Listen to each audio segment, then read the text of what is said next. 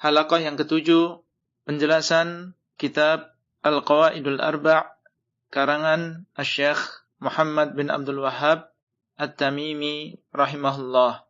Kemudian beliau mengatakan, fa idza arafta anna Allah khalaqaka li'ibadatihi fa'lam anna al-ibadata la tusamma ibadatan illa ma'a tauhid. Beliau mengatakan, apabila engkau wahai pembaca, wahai pendengar, mengetahui bahwasanya Allah menciptakan dirimu untuk beribadah kepadanya, fa'lam, maka ketahuilah, kata beliau, bahwasanya ibadah tidak dinamakan ibadah kecuali dengan tauhid. Seseorang tidak dinamakan beribadah kepada Allah kecuali apabila dia mentauhidkan Allah, mengesahkan Allah di dalam ibadah tersebut.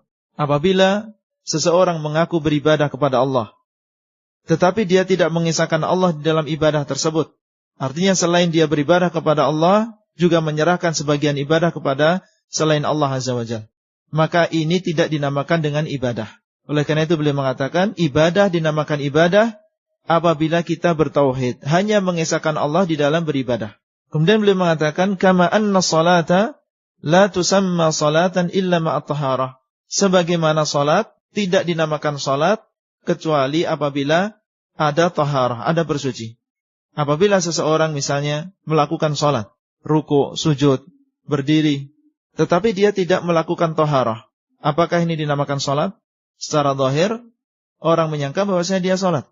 Tapi karena tidak melakukan taharah, tidak bersuci, melakukan salat tersebut dalam keadaan tidak suci, maka ini tidak dinamakan dengan salat. La yaqbalullah salata ahadikum idza ahdatha hatta yatawadda. Allah SWT tidak menerima salat salah seorang di antara kalian apabila dia berhadath sampai dia berwudu. Bertaharah adalah termasuk syarat sahnya salat.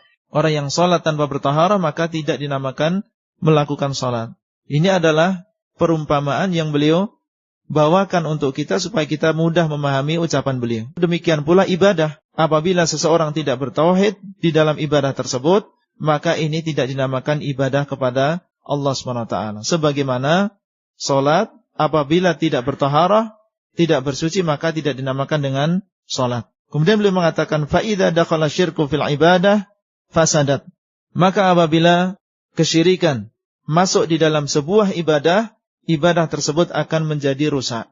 Kal hadathi idza dakhala fit taharah. Sebagaimana hadath kecil maupun besar, apabila masuk di dalam taharah, maka akan merusak taharah tersebut. Orang yang dalam keadaan suci, apabila ada hadath baik yang kecil maupun yang besar, maka kesucian dia menjadi rusak. Syirik apabila masuk di dalam ibadah seseorang, ibadah tersebut akan menjadi rusak, akan menjadi gugur. Kama qala ta'ala, sebagaimana firman Allah SWT, ma kana lil musyrikina ay ya'muru masajidallah syahidina ala anfusihim bil kufr ulaika habitat a'maluhum wa fin nari hum khalidun. Tidaklah orang-orang musyrikin mereka memakmurkan masjid-masjid Allah dalam keadaan mereka bersaksi bahwasanya mereka adalah orang-orang yang kafir. Mereka lah orang-orang yang gugur dan terhapus amalan-amalan mereka, dan mereka akan kekal di dalam neraka. Orang-orang musyrikin Quraisy yang ada di zaman Nabi SAW, mereka mengaku bahwasanya mereka memakmurkan Masjidil Haram, memakmurkan Ka'bah, menghormati orang-orang yang datang ke sana, memberikan minum kepada jamaah haji yang datang ke sana. Ini adalah pengakuan orang-orang musyrikin.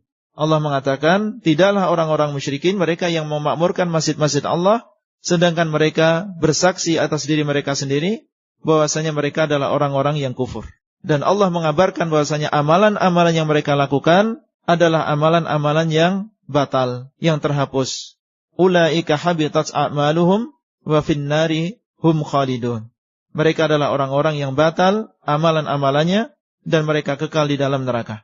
Kenapa batal? Padahal mereka melakukan amalan yang besar, memberikan penghormatan kepada orang-orang yang datang untuk beribadah ke sana. Karena ibadah haji ini sudah ada semenjak zaman dahulu, bahkan sebelum datangnya Islam yang dibawa oleh Rasulullah SAW. Ibadah haji ini adalah termasuk peninggalan dari Nabi Ibrahim AS yang merupakan nenek moyang dari orang-orang Quraisy itu sendiri. Meskipun sudah dirubah caranya oleh orang-orang Quraisy. Jadi mereka mengaku memakmurkan masjid-masjid Allah, akan tetapi mereka adalah orang-orang yang kufur sehingga Allah batalkan amalan-amalan mereka. Menunjukkan bahwasanya kesyirikan, kekufuran ini bisa membatalkan amalan sebagaimana hadath ini bisa membatalkan taharah seseorang.